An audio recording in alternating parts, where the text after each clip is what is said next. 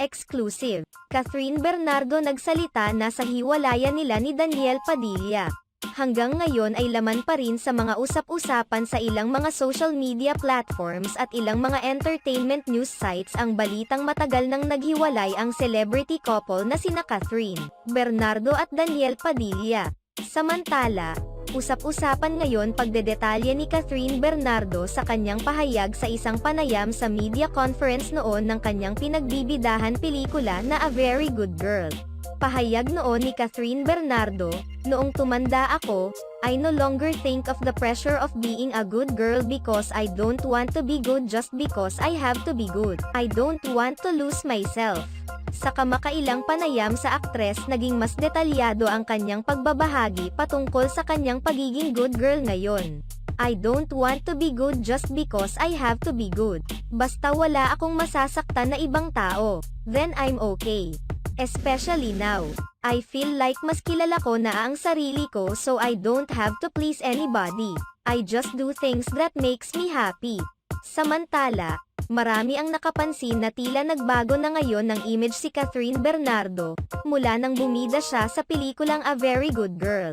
Nagsimula nang magsuot ang aktres ng mga derang outfits na nagpapakita ng ilang bahagi ng kanyang katawan. Nagbabahagi na rin ito ng ilang mga larawan sa kanyang social media accounts habang nakasuot ng isang skimpy swimwear. Marami naman ang nagulat sa pagbabagong ito sa actress dahil hindi naman lingid sa kaalaman ng lahat na napaka-conservative ng boyfriend nito na si Daniel Padilla. Dahil dito, mas lumakas ang hinala ng ilang mga netizens na may nangyayaring hindi maganda sa relasyon ng dalawa. Bukod pa rito, pilit ding iniuugnay ng ilang mga netizens ang isyu ng third party dahil palihim umanong nagkikita sina Daniel Padilla at Andrea Brillantes. Sa kabilang banda, nilinaw naman ni Catherine Bernardo na wala siyang regrets sa mga ginawa niyang mga pelikula noon at sa uri ng kanyang outfits. "I wouldn't say na ang iba kung ginawa before was experimental because Hello, Love, Goodbye and The House of Us, they were different experiences too. And wala akong regrets na ginawa ko yun kasi ang dami ko talagang natutunan." Nabanggit naman ni Catherine Bernardo na wala pang kasiguraduhan kung ano ang mangyayari at kanyang mga gagawin sa susunod na taon. I don't know talaga, I just take it day by day. I don't want to overthink, I don't want to put too much pressure to myself. Hindi ko alam kung ano ang mangyayari sa akin for 2024. But, yung uncertainty yun yung exciting, diba? Open rin umano si Catherine Bernardo sa mga new opportunities abroad kung sakaling may darating man na mga partnership. "I'm open for opportunities kung mayroong partnership but then, I would like to stay here kasi alam mo iba kapag dito sa Philippines."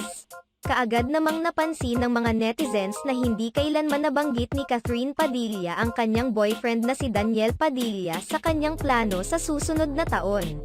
May kumakalat pang isyu na umano'y wala na sa Star Magic si Catherine Bernardo at ganon din si Daniel Padilla. May mga haka-haka rin na mayroong gagawing pelikula si Daniel Padilla kung saan hindi rin umano niya makakasama si Catherine Bernardo.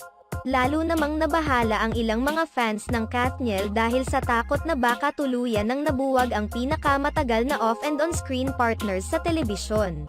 Sa ngayon ay hindi pa naglalabas ng official statement sina Catherine Bernardo at Daniel Padilla hinggil sa isyu ng kanilang hiwalayan.